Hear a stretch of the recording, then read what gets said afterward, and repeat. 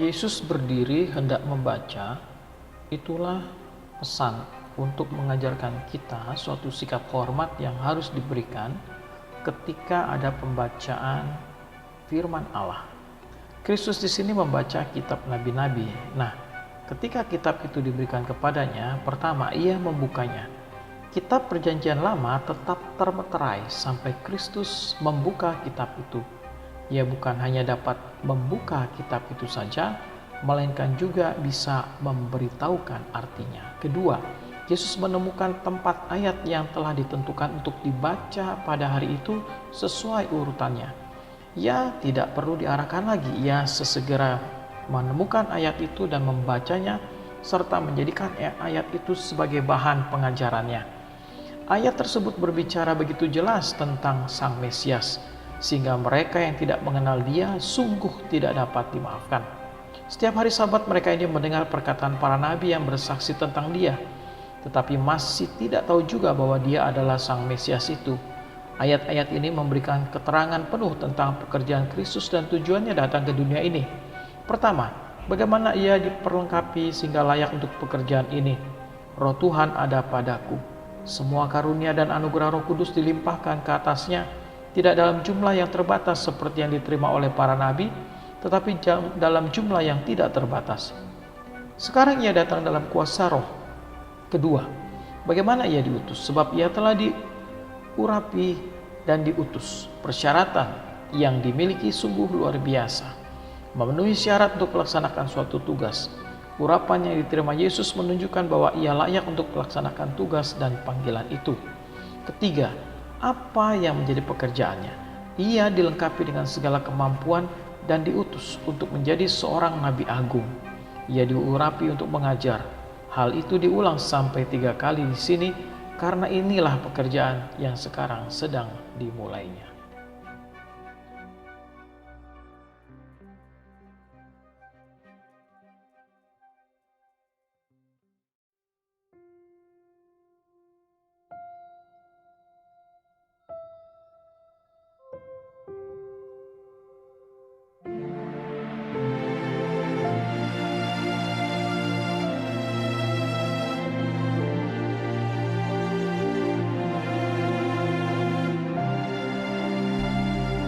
Gue Marcel. Gue adalah anak pertama dari 4 bersaudara. Putra daerah yang dilahirkan di tanah yang dinamakan Tanjung Priok. Tanah di mana gue harus bertahan hidup. Tanah di mana yang banyak sekali masa kecil gue yang terlewatkan. Tanah di mana yang bisa dibilang menjadi saksi bisu ketika gue susah yang harus dinikmati, dan ketika gue senang yang harus dipaksakan.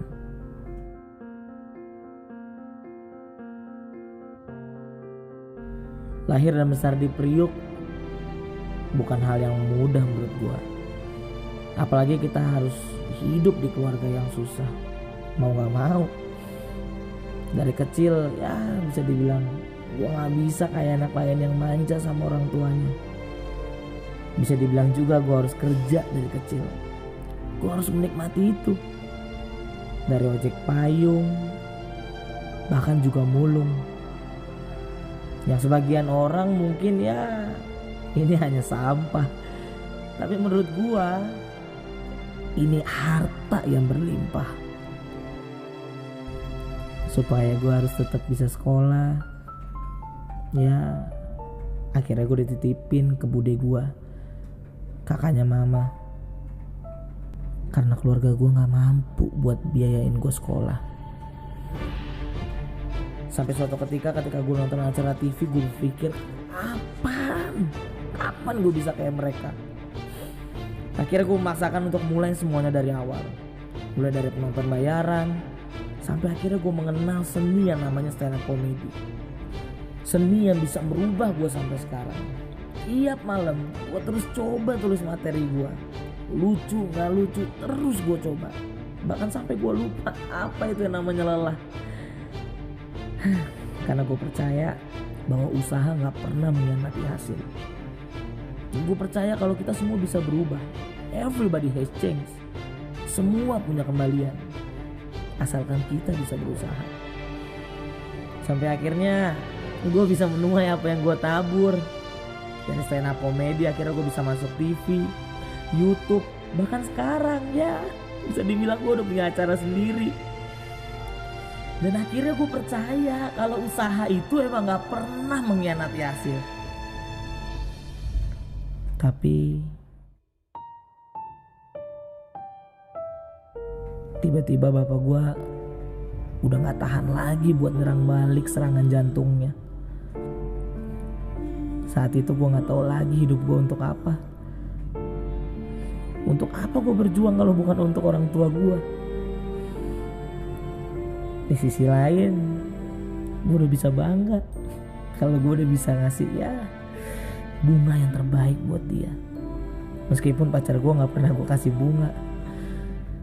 Dan gue juga bisa beli peti mati yang terbaik buat dia, biar dia gak malu pas ditanya outfitnya.